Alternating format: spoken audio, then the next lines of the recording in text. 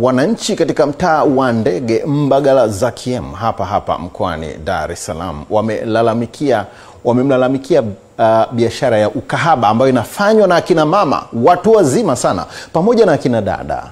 Biashara inafanyika kuanzia majira ya saa 4 asubuhi kuendelea mpaka usiku. Hali hii inatajwa kuharibu vijana wa mtaa huo, hasa wanafunzi. Mwanahabari wetu Franki Kashonde alikwenda kama mpelelezi mteja, lakini ni mwanahabari na ametuletea taarifa hii.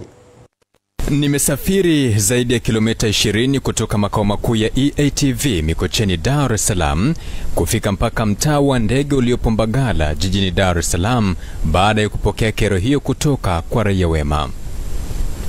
Wengi wa wakazi wanaofanya shughuli halali za maendeleo katika mtaa huo wanaelezea kero zao kuhusu biashara hiyo, huku wakidai kwamba huanza kushamiri kuanzia mida ya saa 9 alasiri na kuendelea. Refu kidogo, karibu hata mwaka.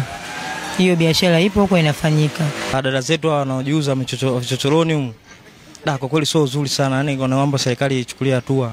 Kwa hili tukio ninalizungumzia hapa, ili tukio kweli linafanyika. Hususan kuna watoto wadogo. Yaani watoto wadogo. Yaani takriban watoto wa 2007, 2008. Hatuko hivyo, lakini sasa imetokea hivyo kutokana na hali pia ni ngumu.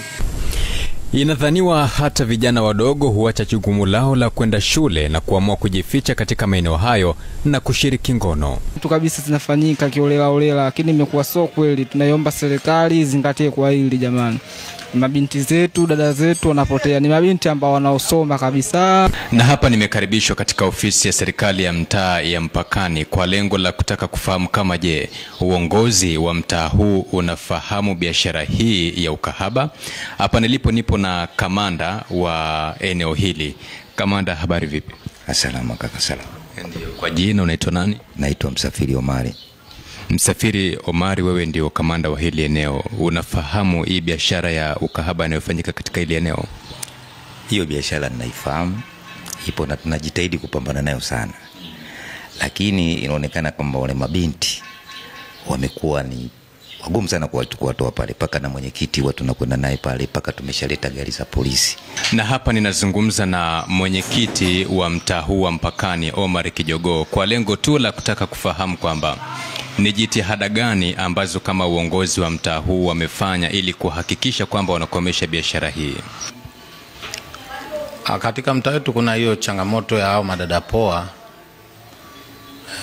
Kwa hiyo sisi kama serikali ya mtaa nikiwa na kamati yangu ya ulinzi na usalama, tukishirikiana na wale maaskari wetu jamii, tunajaribu kupambana nao kwa vikali sana ili kukomesha, kwa sababu sehemu wanakofanyia biashara zao ni zile sehemu ambazo watu wanapita, kuna watoto wanapita mara kwa mara. Huu ndio uchochoro ambao unatajwa kuwa kinara kwa ajili ya biashara hiyo.